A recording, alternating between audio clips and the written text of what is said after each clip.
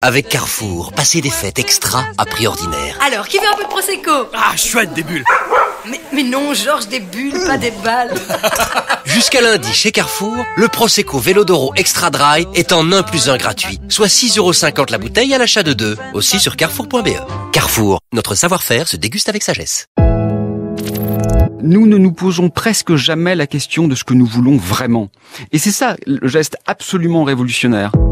Bonjour à vous, c'est Pascal Claude. Tout de suite, nous sommes face à la catastrophe civilisationnelle en compagnie d'Aurélien Barraud. Bonne écoute.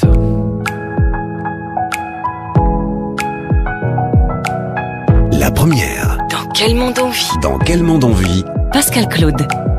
Ni un drame écologique, ni une crise climatique, ni un délitement social, une catastrophe civilisationnelle. Voilà où nous en sommes. Un effondrement de la vie et une perte de sens. Le premier étant en partie une conséquence de la seconde. Le rôle que la science peut et doit jouer dans cette situation sans précédent est immense, à la démesure de sa responsabilité. Cantonner la science à la recherche de solutions, c'est manquer à la fois d'imagination et d'ambition. C'est non seulement rater sa véritable singularité, mais aussi oublier que le prétendu problème auquel nous faisons face n'est à ce jour ni compris ni pensé. Sans questionner les implicites, les valeurs, les désirs et les symboles, aucun espoir sérieux n'est évidemment permis. C'est ce qu'écrit notre invité.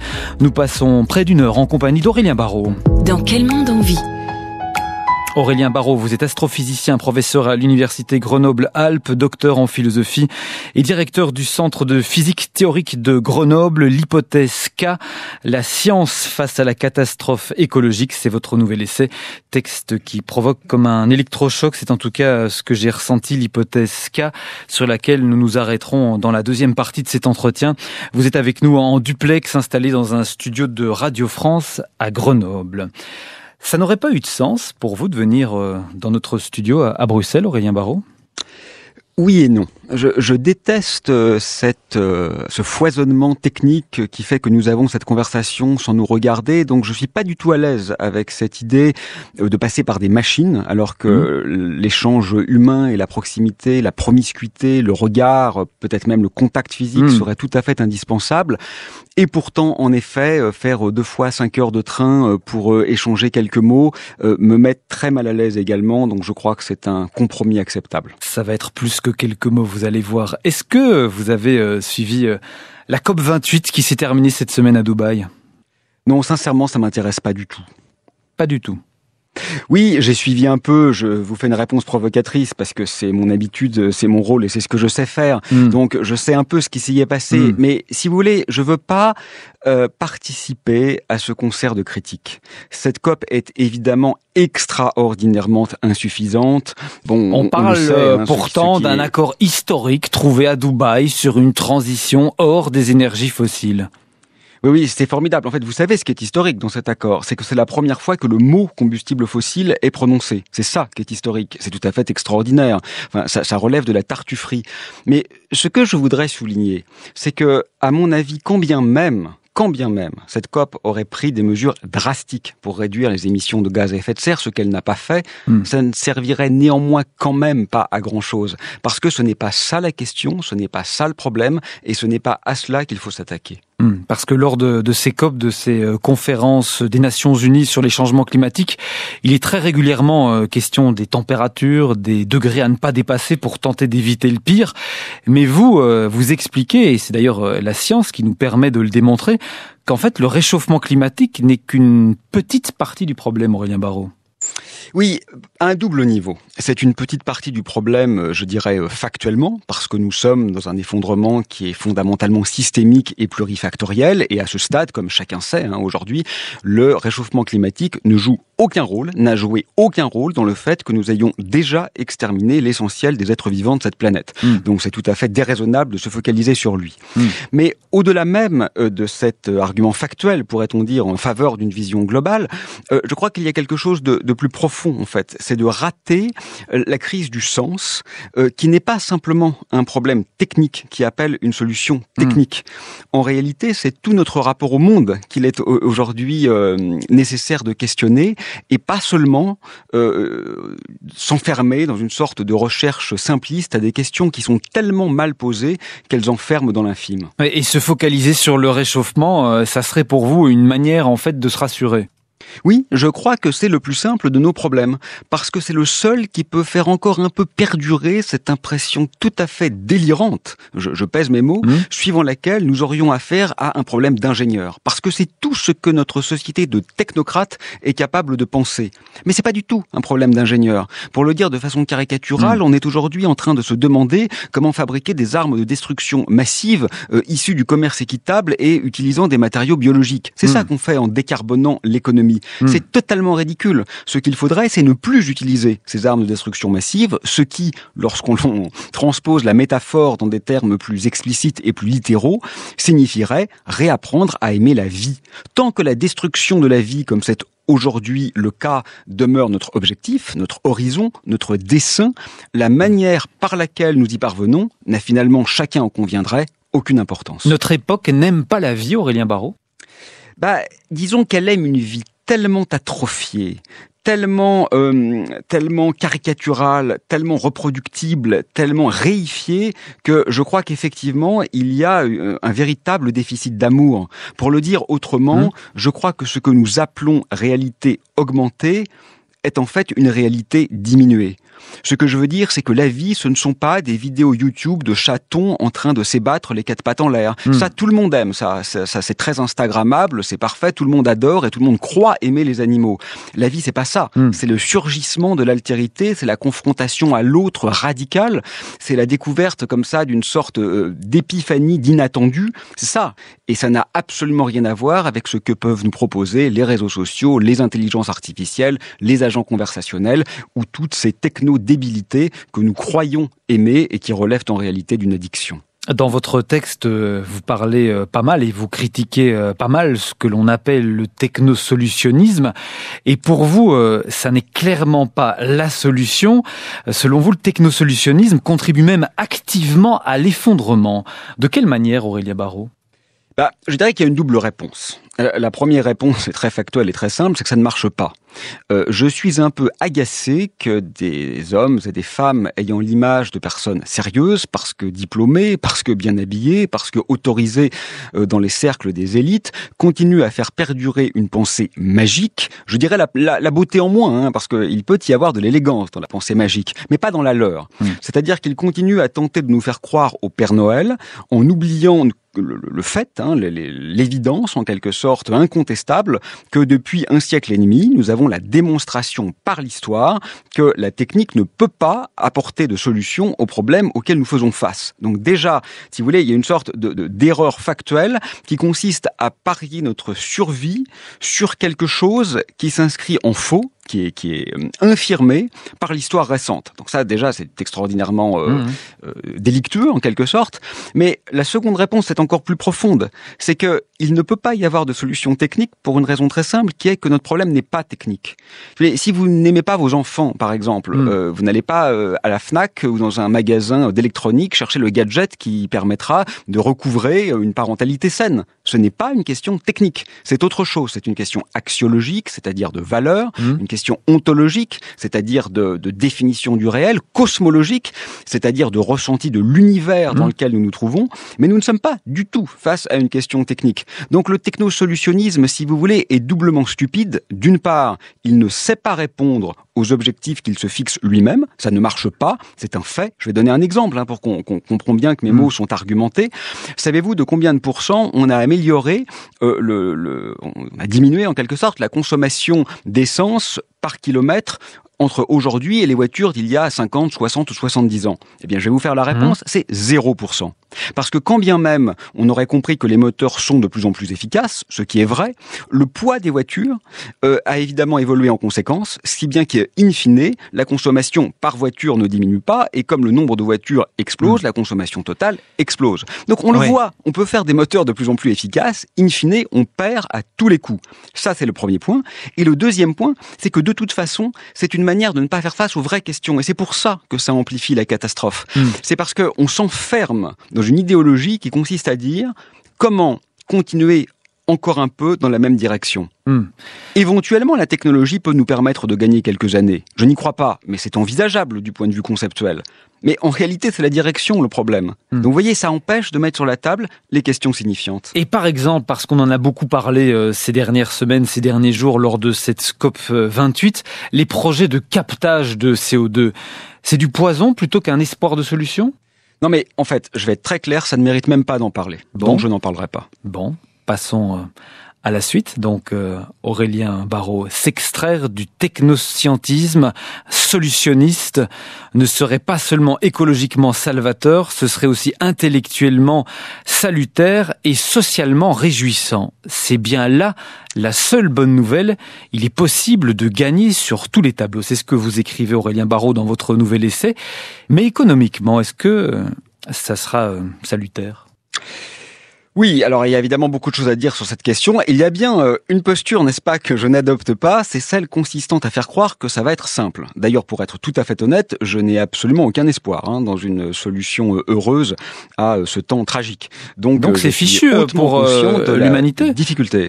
Mais l'humanité, moi, je m'en fiche. Ce qui m'intéresse, ce sont les gens que j'aime, ce sont mes enfants. L'humanité, en tant qu'abstraction conceptuelle, après tout, c'est une espèce parmi 7 millions d'autres, ça m'intéresse pas du tout. Donc c'est fichu pour vos enfants ? Ce sont les singularités, c'est ça qui est intéressant. Donc chaque mort d'un être humain est déjà la fin du monde. Et c'est ça la question. C'est pas de se demander si on va sauver l'espèce, c'est de se demander combien de personnes vont mourir, comment vont-elles mourir, avec quel niveau de souffrance et avec quelle déshumanisation. Donc je crois que la question, elle est plus fine en réalité que celle de l'espèce. Alors c'est vrai que c'est une bonne nouvelle ce que vous avez lu. Pourquoi ? Parce que en réalité, je suis tout à fait persuadé que nous pourrions gagner sur tous les tableaux.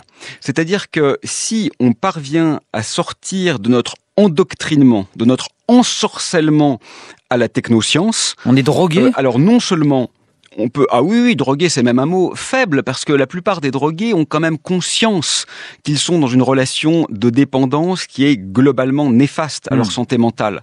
Alors qu'il semble que nos représentants politiques n'aient pas du tout compris que nous soyons aujourd'hui face au cancer technologique dans cette situation-là. Donc c'est presque une étape, une méta-étape, je dirais, de drogue et de stupéfiants techniques.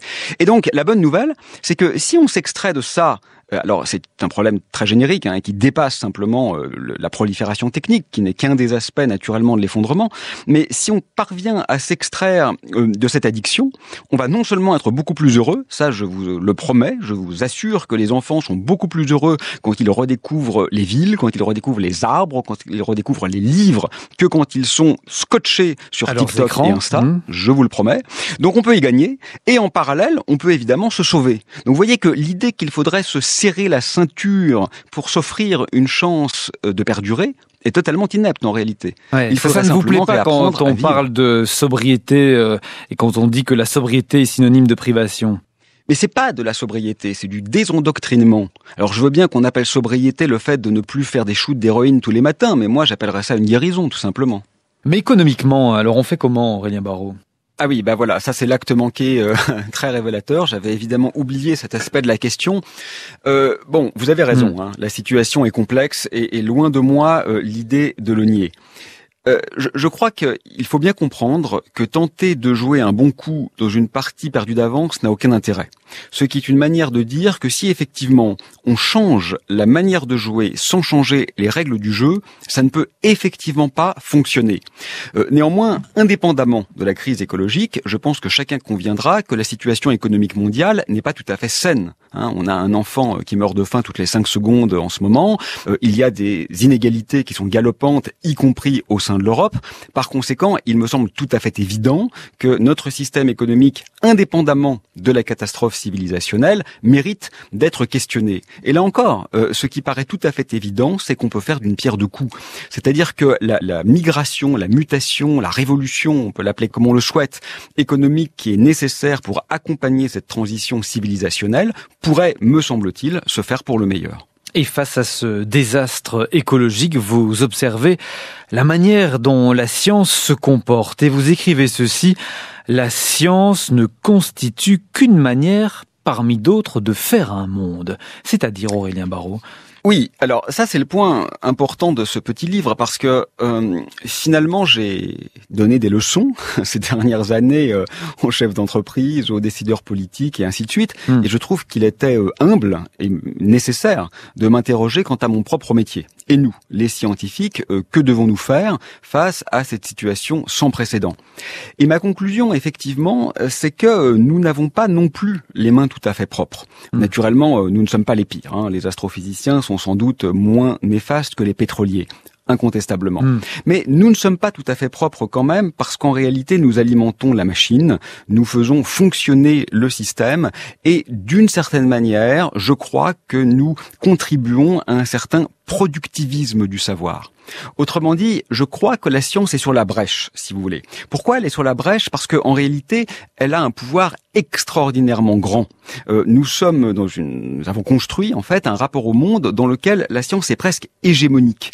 Et c'est ça qui a été perdu. Loin de moi l'idée de dénigrer la science. J'adore mon métier, travailler sur la gravité quantique et l'origine de l'univers me passionne tout à fait. Rien n'est plus beau qu'un système binaire de trous noirs. J'en demeure absolument convaincu.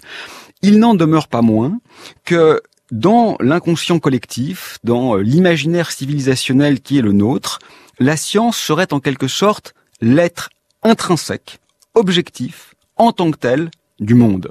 Et ça, c'est tout à fait erroné.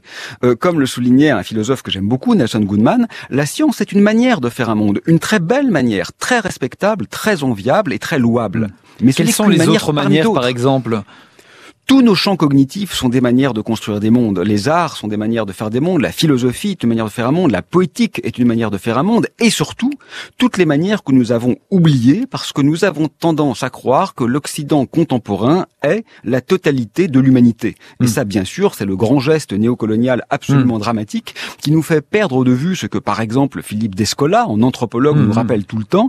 Il existe une richesse inouïe de manières de faire fonctionner le réel, qui ne sont a priori ni plus ni moins stupides que les nôtres, et qui permettraient aujourd'hui d'ouvrir des horizons absolument indispensables. Et donc ce que je critique, pour être parfaitement clair, ce n'est pas la science en tant que telle, c'est la place hégémonique qu'elle a prise dans notre conception du réel.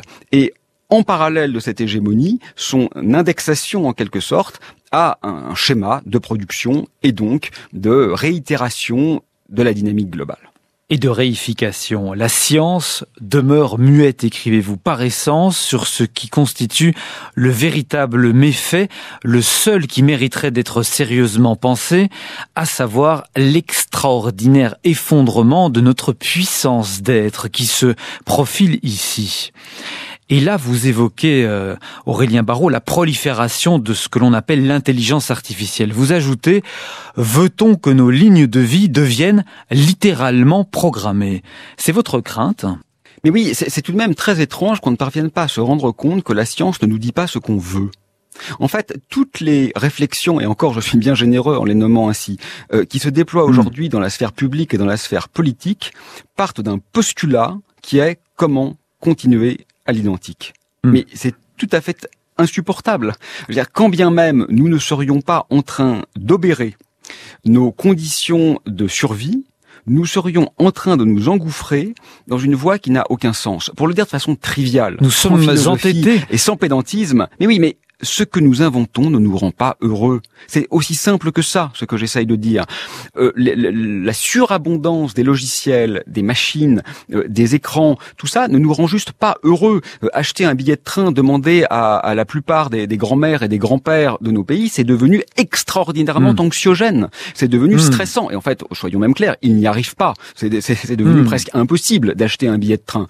Et donc, nous avons créé une sorte de monstre, et plutôt que de nous s'interroger sur la légitimité de ce monstre et sur son éventuel démantèlement, nous nous demandons comment construire des annexes au monstre qui pourraient éventuellement contrer certaines de ses externalités négatives. Autrement dit, on est en train de construire l'élément pathogène et le vaccin. L'ennui, c'est qu'on sait que le vaccin parfois ne fonctionne pas, parfois a des effets indésirables, et qu'il serait peut-être plus intéressant de commencer par ne pas produire le virus. Vous parlez de l'intelligence artificielle, vous parlez aussi de ChatGPT et vous écrivez ceci, je vais vous laisser commenter ensuite. Lire un texte écrit par une intelligence artificielle revient à faire l'amour avec une poupée gonflable. Tout y est, sauf l'amour.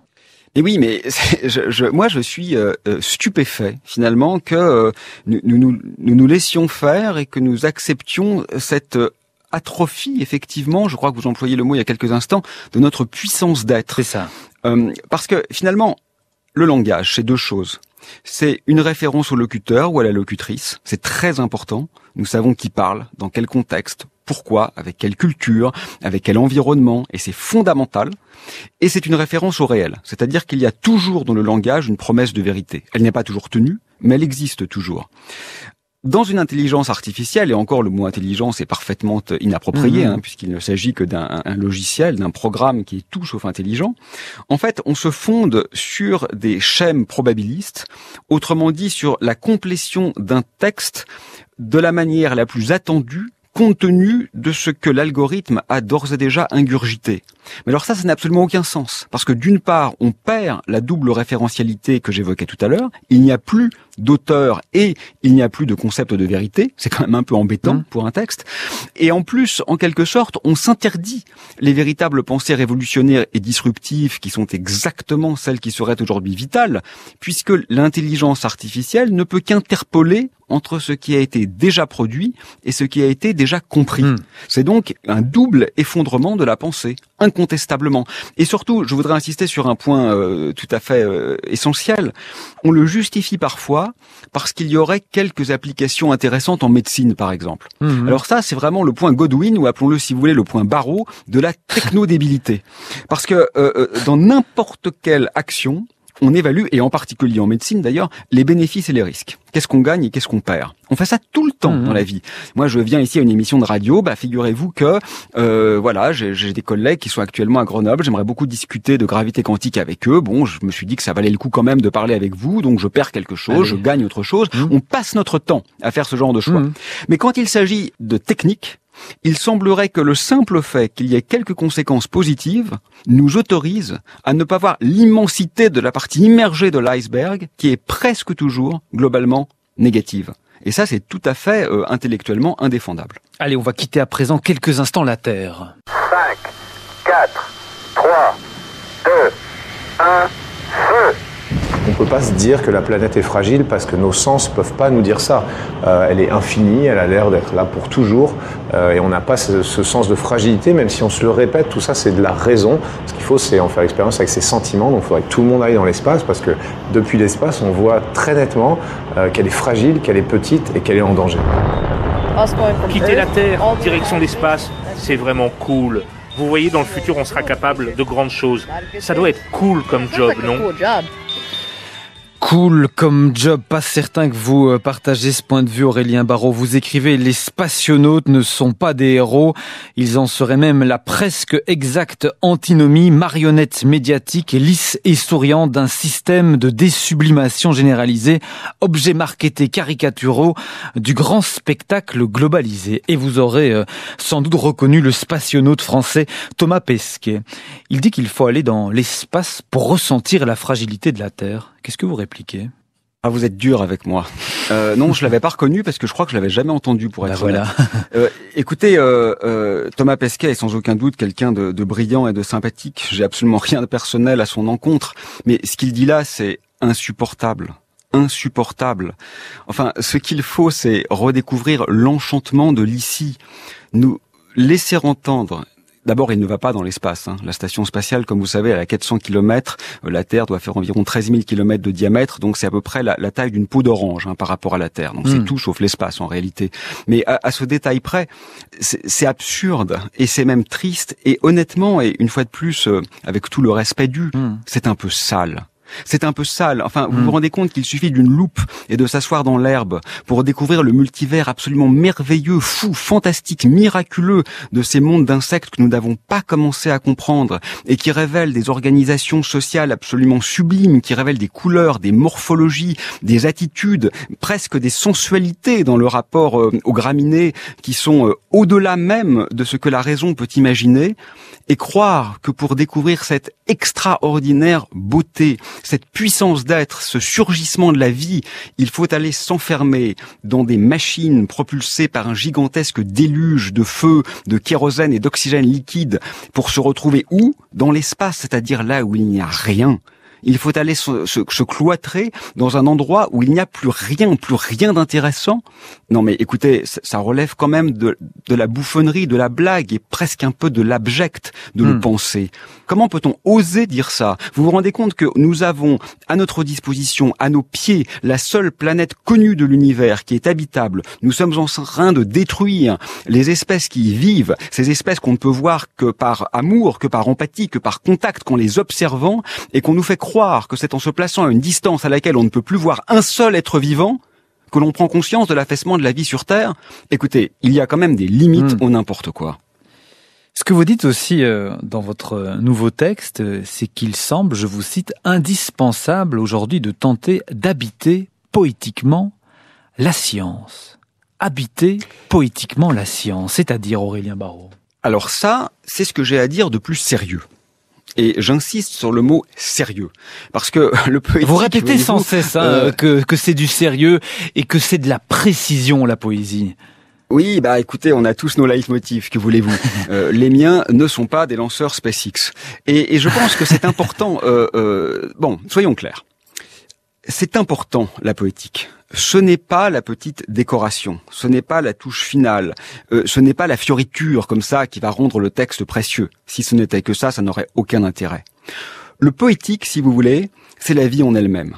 C'est le moment où on va s'extraire de ce qui est machinique, de ce qui est reproductible, de ce qui est mesurable, de ce qui est quantifié, de ce qui est utile. La poétique, c'est le reste. C'est tout ce qui n'est pas ce que je viens d'énoncer. Et donc la science qui va vers la poésie, c'est la science qui va vers la beauté, c'est la science qui s'éloigne de la technique ? Alors, c'est très difficile à mettre en œuvre. Moi, je suis absolument persuadé aujourd'hui que le seul geste signifiant, bien sûr, il faut consommer moins, produire moins, trier ses déchets, ne pas prendre l'avion et ne pas manger de viande. Même si vous les critiquez par ailleurs, ces petits gestes. Voilà, c'est ça. Il faut les faire. Enfin, moi, j'essaye à peu près de les faire, sans être, par ailleurs, tout à fait non plus exemplaire, je l'avoue. D'accord. Mais très bien, faisons-les, parce qu'on est des chic types, on est conscientisés. Très bien, faisons-les. Mais la seule chose qui soit vraiment importante, c'est de s'interroger sur la direction dans laquelle on veut aller et d'habiter poétiquement le monde, c'est-à-dire d'essayer de s'extraire de l'inertie systémique qui tente à nous faire croire qu'aucun autre réel que celui que nous avons construit n'est envisageable. Et si on prend ceci comme ligne conductrice, ce qui relève quand même du bon sens, la question que je me suis posée, c'est, et alors la science, elle est de quel côté? Est-ce qu'elle est du côté du prosaïque, c'est-à-dire essentiellement de la machine de mort, ou est-ce qu'elle est du côté du poétique, c'est-à-dire du surgissement de la vie et finalement de l'espoir, de l'amour et du bonheur. C'est aussi simple que ça. Ce sont des grandeurs vraiment de petites philosophies. Et ma réponse est que c'est un peu compliqué. C'est un peu entre les deux. Il y a une science prosaïque qui est, soyons honnêtes, l'essentiel de celle que nous pratiquons, qui ne se pose pas beaucoup de questions, qui écrit beaucoup d'articles, qui publie, qui cherche à être compétitive, qui rate totalement les enjeux civilisationnels qui sont les nôtres. Et il y a effectivement une science poétique qui tente de comprendre l'ontologie qu'elle construit, qui essaye d'interpréter ses propres structures, qui relève un peu de ce qu'on pourrait nommer une recherche de la vérité, au-delà simplement de la production de moyens d'anticipation. Ouais. Cette science-là existe, mais il n'est pas si aisé de lui donner la primauté. Et vous invitez la science à trahir. Trahir par amour, écrivez-vous. Alors je me suis demandé, amour pour qui, amour pourquoi, Aurélien Barraud ? Oui, j'aime bien cette expression de trahir par amour. Elle m'est venue à un colloque sur la déconstruction en hommage du philosophe Jacques Derrida.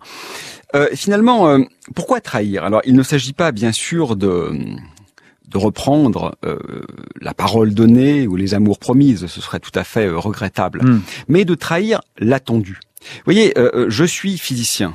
On attend de moi de produire, de mettre en ligne et de diffuser un certain nombre d'articles par an, d'avoir de l'impact dans mon champ disciplinaire. Ça, c'est ce qui est attendu. Et c'est ça qu'il faut trahir. En fait, je dirais presque par provocation, non pas trahir par amour, mais trahir par fidélité.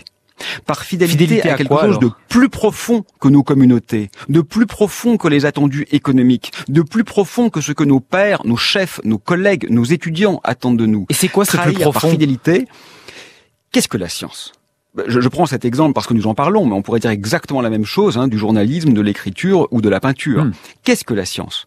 La science, quand vous expliquez ça à un enfant de 5 ans, vous ne lui dites pas « c'est une activité qui consiste à écrire des articles pour augmenter mon impact ». Non, vous lui dites la science, c'est une manière de comprendre les lois fondamentales suivant laquelle des petits agrégats de matière s'agencent pour former des grandes structures, par exemple.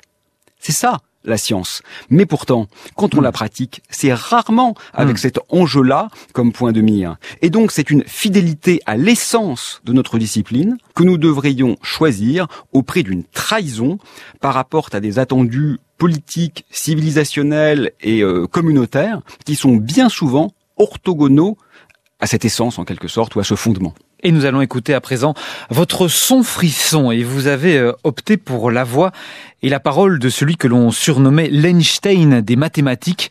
Il s'agit d'Alexander Grothendieck. C'est que à l'intérieur effectivement du système de référence habituel où nous vivons, à l'intérieur d'un type de civilisation donnée, appelons-la civilisation occidentale, ou civilisation industrielle, eh bien, il n'y a pas de solution possible. L'imbrication des problèmes économiques, politiques, idéologiques et scientifiques, si vous voulez, est telle qu'il n'y a pas d'issue possible. Même au début, nous pensions qu'avec des connaissances scientifiques suffisamment sophistiquées, en les mettant à la disposition de suffisamment de monde, on arriverait à mieux arriver à une solution des problèmes qui se posent. Nous sommes revenus de cette illusion. Nous pensons maintenant que la solution ne proviendra pas d'un supplément de connaissances scientifiques, d'un supplément de techniques, qu'elle proviendra d'un changement de civilisation. Et nous voyons maintenant notre rôle dans la direction suivante, être nous-mêmes partie intégrante d'un processus de transformation, des ferments de transformation d'un type de civilisation à un autre. Alexander Grothendieck en 1972, c'était il y a donc un peu plus d'un demi-siècle. Et on pourrait croire en fait, Aurélien Barraud, qu'il lit la 4e de couverture de votre tout nouveau livre, qu'il vient de vous écouter parler depuis environ une demi-heure maintenant. Et vous frissonnez quand vous l'écoutez. Oui, rendons à César ce qui est à César. La causalité fait que c'est plutôt moi qui serais en train de le lire que l'inverse. Et il faut quand même comprendre de qui on parle. Grothendieck, c'est pas un grand mathématicien. C'est le plus grand mathématicien, au moins du XXe siècle. Son œuvre est extraordinaire, colossale, immense, et elle a même des conséquences philosophiques absolument extraordinaires. Grothendieck, c'est un roi tragique, si vous voulez. C'est un empereur déchu de son propre gré. Et quand on l'entend, il n'y a rien à dire finalement, tout est là. Il y a la finesse de cette analyse. Et la précision, qui une fois encore. Pense au-delà de ses intérêts, qui pense au-delà de sa communauté, qui pense précisément au-delà de l'inertie. Il a trahi, et c'est quelqu'un qui... Oui, il a trahi pour le meilleur. Il voulait s'extraire du bruit du monde pour entendre les choses parler. C'est extrêmement beau. Qu'est-ce que vous voulez que je vous dise? C'est quelqu'un qui a compris ce que nous n'avons pas commencé encore à percevoir. Et pourquoi n'a-t-il pas davantage été écouté? C'est ce que je me suis demandé en l'écoutant forcément. Oui, mais justement, c'est ça qui est beau aussi, c'est que tout ne doit pas nécessairement être fait dans l'idée d'impacter l'ensemble de la civilisation ou d'avoir des disciples ou d'emporter sur son chemin tout un chacun. Il a vécu en cohérence avec une certaine idée du monde qui était très profonde, qui était très juste. Il disait par exemple que la démonstration mathématique, c'est un peu pour lui le degré zéro de la vérité. Non pas parce que la démonstration est inintéressante, il a passé 19 ans de sa vie à produire des démonstrations, mais parce que au-delà de ça, il y a la fécondité. Au-delà de ça, il y a la vie. Grothendieck, c'est un mathématicien qui a choisi la vie. Moi, je trouve ça à pleurer d'émotion. Oui. Aurélien Barraud, vous êtes l'invité de Dans quel monde on vit cette semaine? La première. Dans quel monde on vit? Pascal Claude. Sa parole est devenue très rare dans l'espace médiatique. C'est l'astrophysicien et poète Aurélien Barraud, notre invité cette semaine. L'hypothèse K, la science face à la catastrophe écologique. C'est votre nouvel essai, Aurélien Barraud. Nous y venons dans un instant, mais d'abord, tentons de mieux vous connaître au-delà de vos propos et de vos célèbres longs cheveux bruns. Et pour ce faire, nous écoutons votre selfie sonore, un son en guise d'autoportrait. Mes amis, les amoureuses, celles qui se donnaient nues au voyage de fileuses, se sont posées sur la glu. Mes amis, les baladeuses, que ruisseau baptiserait, mes murmures, la voix charmeuse d'eau trouble vous bénirait. C'est une chanson écrite par votre mère, en fait, Aurélien Barraud. Oui, écrite par ma maman quand elle avait 20 ans, et je trouve qu'elle est très belle cette chanson parce qu'elle semble désuète, et si on avait pu l'écouter jusqu'au bout, on aurait découvert qu'elle était en réalité tragique, comme ce monde. Et puis elle est à contre-temps aussi cette chanson, hein. Elle était, et ça encore on n'a pas pu se rendre compte, mais elle était très féministe, et ce bien avant l'heure. Et puis là elle est interprétée par Leïla Huissou, qui est une chanteuse remarquable. C'est quelqu'un qui a le don, je trouve, d'habiter en quelque sorte frénétiquement la faille. Leïla, c'est un peu une poussière de son, et puis j'aime beaucoup cette manière de se jouer de soi, d'inventer un porte-à-faux qui résiste, qui perdure, et je trouve ça très, très émouvant. C'est une tradition. Chaque semaine, nous proposons à nos invités de s'arrêter, d'épingler un temps fort de l'actualité. Et vous, ce qui vous a marqué cette semaine, Aurélien Barraud, c'est un papier intitulé « La face cachée du prince William ». Étonnant. Naturellement, c'est une double provocation. D'une part, bien sûr, parce que je trouve que dans ce genre de ragot, il y a un petit côté vraiment déliquescent, presque décadent, qui a une dimension presque réjouissante. Vous voyez, un petit côté fin de règne comme ça, qui n'en finit pas de nourrir et qui s'exhibe encore et encore dans la hideur de son symbole. Je ne parle pas, soyons bien clairs, que de la monarchie britannique, mais de l'impérialisme globalement, qui est toujours très actuel et dont elle n'aura été que la forme quintessentielle. Et puis, d'autre part, et surtout, si vous voulez, c'était une façon pour moi de souligner, à gros traits, j'en conviens, cette société du spectacle, comme dit Debord, que nous avons construite, et qui contraste à la nausée, pourrait-on dire, avec le tragique de ces dernières semaines. Ce n'est pas à la presse que j'adresse ce reproche, c'est vraiment une critique civilisationnelle quant à la faillite éthique, esthétique et logique de notre monde. Notre passion de ne pas comprendre, de ne pas voir, de ne pas ressentir et de ne pas aimer surtout, a quand même quelque chose de fascinant. Il me semble que nous vivons une sorte de moment de vérité en ce moment. Et comme vous le savez, en grec ancien, la vérité, c'est à la fois le dévoilement et la mémoire. Et cette vérité-là qui se dessine en ce moment, elle n'est pas heureuse, elle n'est pas digne. Elle est même presque fausse de dedans.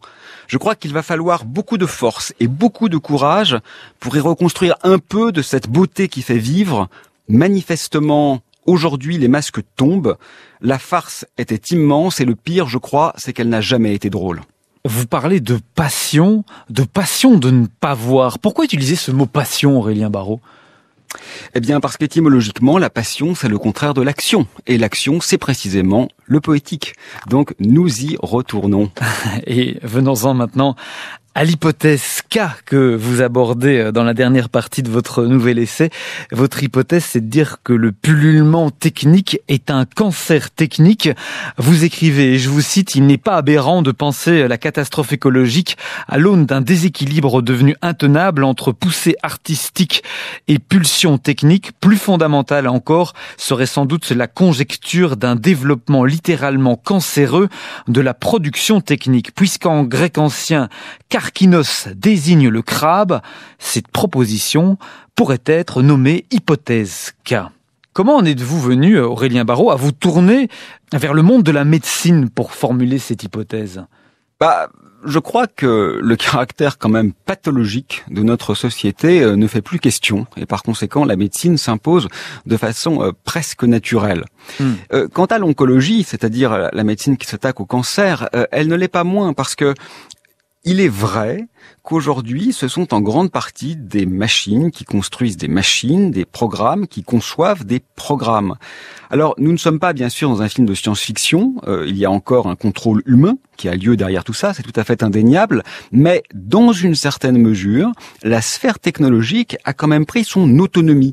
Et on le voit très bien, ça, parce que par rapport à beaucoup de nos requêtes de la vie courante, qu'il s'agisse de changer la note d'un étudiant, de changer sa déclaration d'impôt, de changer son billet de train, enfin toutes ces petites choses stupides auxquelles nous sommes confrontés, la réponse la plus usuelle des rares êtres humains auxquels nous parvenons à parler est « j'aimerais le faire, mais le logiciel ne veut pas ». Et c'est vrai que les machines ont un peu pris le pouvoir. Et là, on est vraiment face à quelque chose qui est presque littéralement métastatique. J'aime pas tellement les métaphores. Moi, ça m'intéresse si c'est vrai au sens propre, parce que la définition même d'un processus cancéreux, c'est-à-dire d'échapper à la sénescence et à l'homéostasie, a lieu. C'est ce qui se passe pour la technique. Et puis, la médecine s'impose, si vous voulez, parce que ce qu'on a compris avec le cancer, c'est que justement, avec les cancers, c'est que précisément, c'est une affection qui est systémique. On peut pas simplement regarder l'organe qui est touché, il faut penser l'ensemble du corps. Ce qu'on a compris de très important, c'est que essentiellement et de façon un peu caricaturale, la curation, ça ne marche pas. Ce qui fonctionne, c'est la prévention. Oui. Et ça, on ne l'a pas du tout compris encore dans la sphère technologique. Et puis, ce qui est très intéressant en médecine, c'est qu'on sait aussi que pour affronter un adversaire aussi redoutable que les cancers, il faut redéfinir ce qu'on appelle victoire. C'est-à-dire qu'il y a une dimension qui est fondamentalement philosophique et qui, là encore, n'a pas fait irruption à ce jour dans le domaine de la technoscience. La victoire, c'est la guérison ? Non. Non, parce que nous sommes des vivants et nous allons tous mourir. Donc, oui. Et le cancer est vraisemblablement ce qui nous emportera si nous avons eu la chance de survivre à toutes les autres affections et accidents possibles. Donc, c'est pas seulement guérir, c'est de comprendre ce à quoi on est confronté, éventuellement, bien sûr, de prolonger sa vie. Ça, c'est normal, c'est notre pulsion fondamentale, il n'est pas question de la remettre en cause, mais de bien sentir l'adversaire auquel nous sommes confrontés. La prévention, développer la prévention pour lutter contre ce cancer technologique, c'est faire quoi ? C'est agir, c'est penser de quelle manière ? Vous le savez ça, Aurélien Barraud ? Permettez-moi de vous proposer l'idée que c'est penser tout court. Penser tout court, c'est l'acte le plus révolutionnaire que l'on puisse faire aujourd'hui. Et qu'est-ce que ça signifie alors pour vous, penser, Aurélien Barraud ? Je ne suis pas un prophète, je ne suis pas un gourou et je suis encore moins un président de la République. Par conséquent, je ne prétends pas avoir des réponses à toutes les questions. Oui, mais à un moment dans votre texte, vous écrivez « Oser penser la pensée comme un agir ». Oui, c'est ça. C'est-à-dire que, en fait, ce qu'on aimerait, quand on pose la question « alors », concrètement, que faire ? C'est trouver une sorte de petite recette de cuisine qui permette de continuer exactement pareil, mais en bousillant un peu moins la planète. Alors ça, je vous le dis tout de suite, c'est pas possible. Non seulement c'est pas possible, mais c'est pas souhaitable, parce que de toute façon, on vit dans un monde de cons, et de toute façon, ce qu'on fait ne nous rend pas heureux. Donc, il faut même pas essayer de le faire, ça. Moi, je veux même pas essayer de le faire. En revanche, mais s'il n'y a pas interroger chacune de nos actions, ça, c'est fondamental. Par exemple, vous disiez tout à l'heure que ma parole était relativement rare. C'est vrai, médiatiquement. J'ai refusé toutes les télévisions, j'ai refusé l'immense majorité des radios, la totalité jusqu'à ce jour des réseaux sociaux là depuis quelques années. Merci encore d'avoir accepté. Pourquoi ? Non, mais merci à vous de l'invitation, naturellement. Mais ce que je veux dire, c'est que je me suis rendu compte que ça n'avait pas de sens. Je n'avais pas envie de maximiser mon impact, de maximiser les ventes de mon livre, de maximiser mon aura médiatique, de maximiser, je ne sais pas, toutes ces choses qui sont censées être positives, mais qui en réalité vos idées, relèvent de votre parole. Oui, avec mesure, dans un geste qui ne participe pas à ce que Grothendieck appelle le bruit. Mais ce n'est qu'un exemple infime, pour simplement dire que, en fait, nous ne nous posons presque jamais la question de ce que nous voulons vraiment. Et c'est ça, le geste absolument révolutionnaire. C'est se rendre compte que l'immense majorité de nos actions sont orthogonales, ou en tous les cas non parallèles, à nos désirs profonds. Mais c'est déjà immense de se rendre compte de ça. Ça réoriente entièrement notre rapport au monde, notre rapport aux autres, et puis même notre construction de ce que sont les objets fondamentaux. Ces cancers techniques, ils provoquent forcément des cancers biologiques, Aurélien Barraud ? Oui, alors ça, c'est presque le côté un peu drôle, enfin disons tristement drôle de l'affaire. C'est que effectivement, on sait en plus que beaucoup des polluants éternels et de l'artificialisation des sols auxquels nous sommes confrontés va induire effectivement un nombre relativement considérable de cancers biologiques. Mais une fois de plus, ça c'est le petit bout de la lorgnette. C'est simplement se dire, attention, il y a un effet secondaire immédiat qui est évidemment regrettable dans ce que nous construisons. Parce que, si vous voulez, la problématique, elle est très simple. C'est une question de dosage. Vous savez que ceux qui refusent de penser, ceux qui ne suivent pas le conseil que nous avons donné à l'instant, vont arguer de façon pavlovienne. Mais vous voulez donc revenir à l'âge des cavernes? On est quand même bien content d'avoir tel ou tel objet technique qui permet de nous sauver la vie. Mais oui, mais je ne veux même plus y répondre. Qu'est-ce que vous voulez? Face à l'immensité de la bêtise, il faut opposer l'immensité du retrait. Si, néanmoins, en une phrase, je faisais une exception, je tenterais d'arguer que la technique, vous avez l'air quand même content de répondre, je suis la concentré. Technique, c'est comme tout le reste, c'est une question de dose. Quand vous êtes rachitique, il faut manger, ça vous sauve. Quand vous êtes obèse, ça vous tue. Évidemment, c'est vrai pour absolument tout, quel que soit ce que vous considérez dans votre vie, il y a un dosage pour lequel c'est favorable et un dosage pour lequel ça redevient défavorable. C'est vrai pour absolument tout. Nous n'avons simplement pas compris que c'est vrai aussi pour la technique. Donc, favoriser le pullulement métastatique du développement exponentiel des machines au motif que la technique nous a été utile quand elle émergeait et qu'elle demeurait raisonnable dans notre sphère d'agir, est un argument absolument irrecevable. Tenez, j'aimerais encore vous faire écouter cette voix.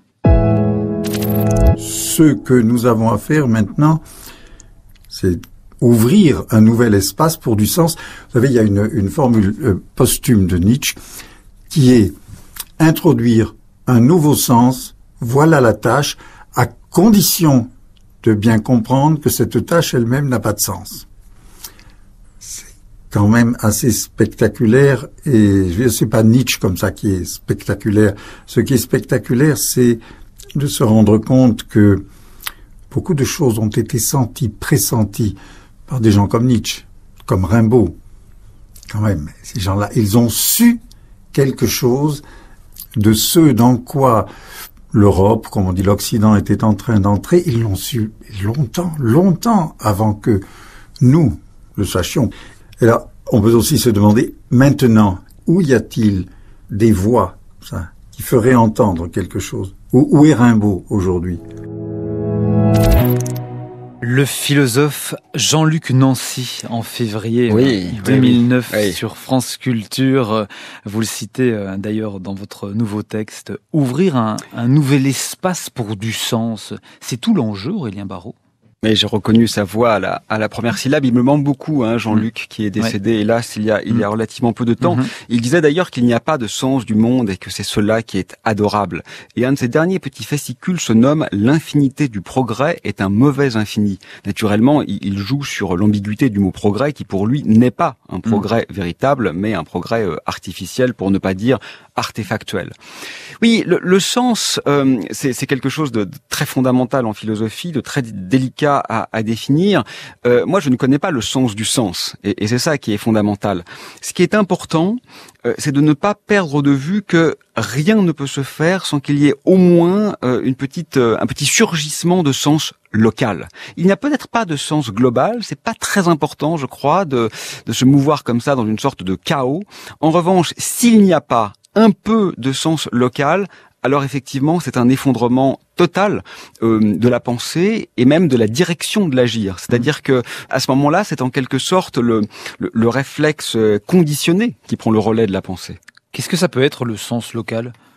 Eh bien, le sens local, il est partout, en fait. Le sens local, ça veut dire peut-être, pour être clair, réhabiliter la relation en lieu et place de l'objet. Vous voyez, on vit dans un monde qui est formé de choses. Finalement, ce que nous enseigne la mécanique quantique, au moins dans certaines interprétations récentes, c'est que les objets fondamentaux, ce ne sont peut-être pas les choses, mais ce sont les relations entre les choses. Voilà, par exemple, une proposition qui peut totalement renouveler le sens local sans nécessairement s'insérer dans une grande révolution systémique majeure. Nous n'avons pas besoin du grand soir. Voilà, les petites soirées, c'est très beau aussi. Jean-Luc Nancy parlait aussi de l'importance l'importance de sentir, de ressentir. C'est fondamental, ça, aujourd'hui? Je me garderai de grandes assertions qui sont censées valoir pour tous et pour toutes. Ce qui est fondamental aujourd'hui, c'est de comprendre que nous n'avons pas besoin d'une énergie propre. Pardon, j'y reviens un instant. Ce qui est fondamental aujourd'hui, c'est de renouveler le matériau à partir duquel nous construisons nos lignes de vie ou nos lignes de fuite, comme disait Gilles Deleuze. Alors, on parle beaucoup de reconnexion, on parle beaucoup de sensibilité, on parle parfois de sensualité. Ça doit demeurer chaotique. Vous voyez, ça doit demeurer fractal, ça doit se diffracter comme ça, je crois, dans chacun d'entre nous. Rien ne serait pire que de décréter de façon autoritaire et globale que c'est ainsi qu'il faut vivre. Qui suis-je et qui êtes-vous pour pouvoir décider pour tous et pour toutes de ce qu'est un bien vivre? Ce qui est certain, c'est que nous avons totalement atrophié le réel. Et que si aujourd'hui, on va regarder d'autres cultures, ça ne devrait surtout pas être avec l'idée de leur expliquer le problème écologique ou de leur expliquer comment produire des énergies propres, ça devrait être avec le désir d'apprendre d'elles d'autres manières d'habiter le monde. C'est ça qui est important. Alors, que ça passe par le sensible ou non, ça je crois que c'est une question qui est parfaitement ouverte.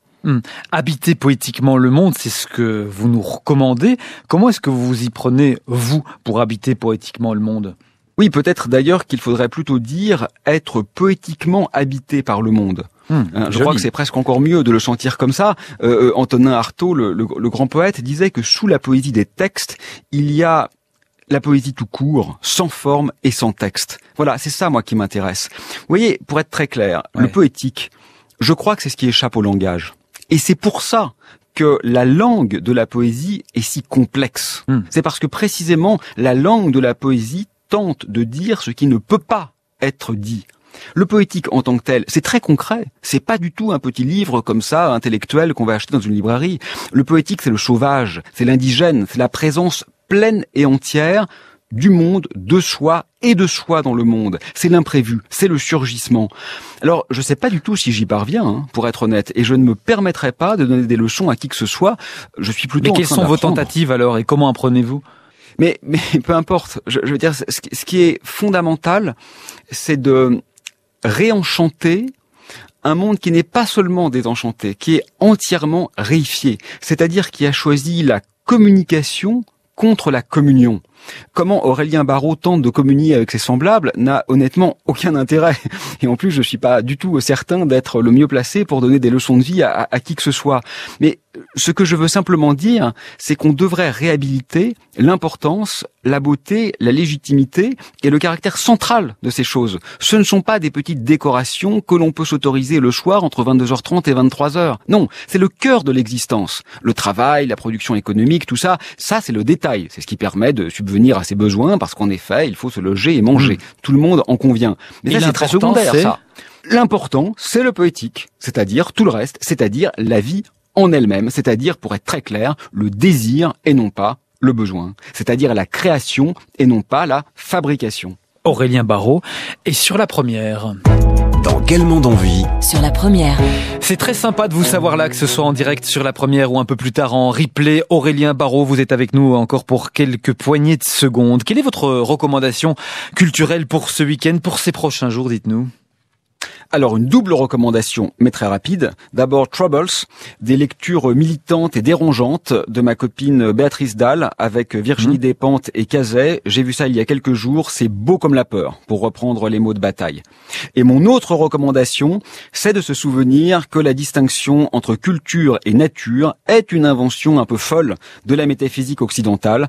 Et donc, regardez un pigeon. Regardez un pigeon avec amour, non pas un aigle royal, bien sûr, ou un vautour de l'Himalaya, ça c'est beaucoup trop facile. Non, un simple pigeon pour y déceler cette incroyable grâce que nous nous évertuons à ne pas voir. Et ça, c'est une expérience absolue qui est à la fois naturelle, culturelle, poétique, révolutionnaire et résistante. Et on peut, si on le souhaite également, relire Philippe Descola. J'ai encore deux petites questions à vous poser. Question de saison, en quelques mots, qu'allez-vous retenir de 2023 ? Beaucoup de larmes, beaucoup de bombes et beaucoup de regrets. Et quel est votre plus grand souhait pour 2024 ? Écoutez, demain n'est jamais écrit. J'aimerais qu'en 2024, on se souvienne à la fin de l'année de l'infime et non pas des catastrophes macroscopiques qui structurent en quelque sorte l'effondrement à grande échelle. Merci Aurélien Barraud d'avoir été avec nous. Il est très stimulant, votre nouvel essai. Son titre, l'hypothèse K, la science face à la catastrophe écologique. C'est chez Grasset. Merci beaucoup. Merci à vous. Dans Quel monde on vit ? Sur la première.